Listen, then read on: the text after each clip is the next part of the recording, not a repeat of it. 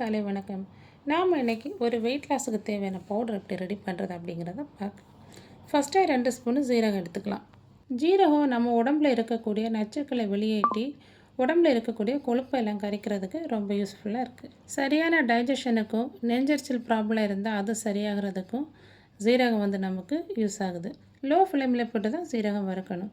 அது கரெக்டாக வரப்பட்ட உடனே வெடிக்க ஆரம்பிச்சிடும். இதுதான் சரியான பதம். ரெண்டாவதாக 2 ஸ்பூன் வெந்தயம். வெந்தயமும் நம்மளோட டைஜஷனுக்கு உதவுது. அது மட்டும் இல்லாமல் நம்மளோட எலும்புகளையும் ஜாயின்ஸையும் நல்லா ஸ்ட்ராங்காக வைக்கிறதுக்கு ஹெல்ப் பண்ணுது. High BP and high sugar லெவலை குறைச்சி கண்ட்ரோலாக வைக்கிறதுக்கும் யூஸ் ஆகுது. டயபெட்டிக் பேஷண்ட் இதில் 1/2 ஸ்பூன் வெந்தயத்தை நைட்டு தண்ணியில் ஊற போட்டுட்டு காலையில் அந்த தண்ணியை குடித்து வெந்தயத்தையும் சாப்பிட்டா சுகர் லெவல் கம்மியாகும். மூணாவதாக 1 ஸ்பூன் சோம்பு.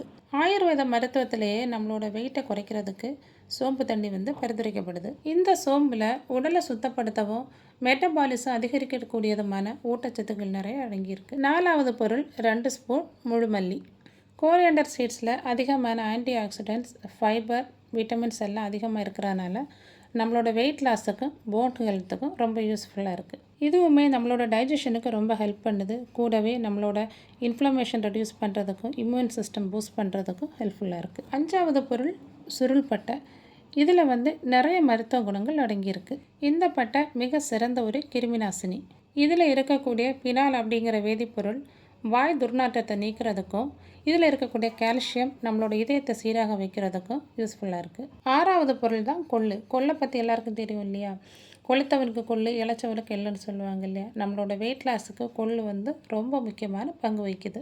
வறுத்தெடுத்த எல்லா பொருட்களும் நல்லா ஆறினதுக்கு அப்புறமா ஒரு மிக்ஸி ஜாரில் சேர்த்து இது கூடவே 1 ஸ்பூன் சுக்குப்பொடி, 1/2 ஸ்பூன் மஞ்சள் தூள் சேர்த்து நல்லா ஃபைன் பவுடராக அரைச்சி எடுத்துக்கலாம்.